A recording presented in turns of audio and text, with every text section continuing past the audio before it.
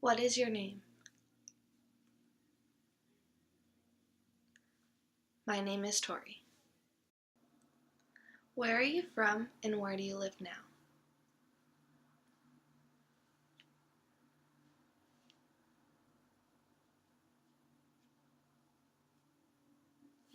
Which means I am from Monterey, but now I live in Santee. How many brothers and sisters do you have?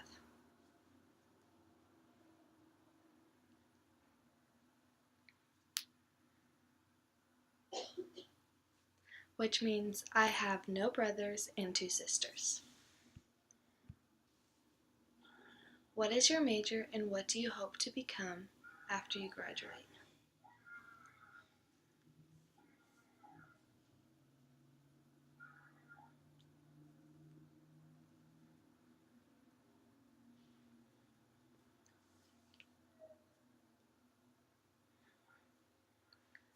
My major is liberal studies and I want to become an elementary school teacher. What is your favorite thing about linguistics?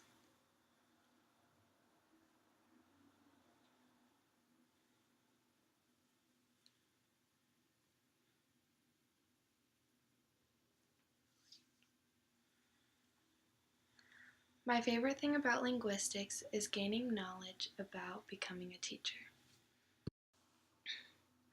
American Sign Language was not actually developed until the early 1800s, even though there were thousands of people who were deaf, they never had a standard for it. Thomas Hopkins Gallaudet is the man who changed this. He had a daughter who was deaf, and he knew that she was really smart, but she had no way to communicate that, so he decided to travel to Europe, where he met up with 3 people who studied sign language pretty in depth, and he brought back with him Laurent Clerc, who helped him create the first school for American Sign Language, which was called the American School for the Deaf, and that was developed in 1817. After he died, his son tried to continue his legacy, and he developed the first college, which is actually still around today, and it's called the Gallaudet University, and that's located in Washington, D.C. In sign language, there's no way for us to use our tones to express if we're asking a question, stating a fact, excited about something. So instead of using our voices, we have to use our facial expressions. Facial expressions are crucial in sign language. They're mostly indicated with the use of eyebrows. So a simple thing like this or that uh, expresses 2 completely different sentences. And even though I was saying the same thing and you may not know what I was saying because you do not know sign language, you still know I was expressing 2 different feelings. So the first one, like this, with my eyebrows down, I look confused. So that sentence meant, it's you. And this one is more, I'm surprised. My eyebrows were up, and it's like, oh, it's you. So even those 2 really simple sentences can have such a big difference in meaning, and that is used throughout sign language. So facial expressions are very, very important. Even though in sign language there are no words being used, there are still phonemes.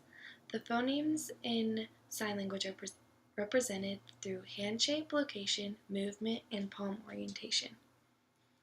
Hand shape can change in meaning completely. For example, holding your palms straight out like this and doing the movement like this means school, but bending your three middle fingers doing the same motion means impossible. Location is another important factor. Putting your hand out like this by my cheek, twisting, means apple, but changing the location to my eye doing the exact same thing with the same hand formation means onion. The third one, movement, changes the meaning also. So having my hands held still means I love you, but if I add movement going up with the same hand formation means airplane. The last one, palm orientation, also can change the meaning of a word. So holding my palms face down, going like this, means balance. If I turn my palms face up and do the same motion, it means maybe. So as you can see, there are many small details that can go into sign language that can really change what you're trying to say. I hope you all learned something while watching my video, and thanks for watching.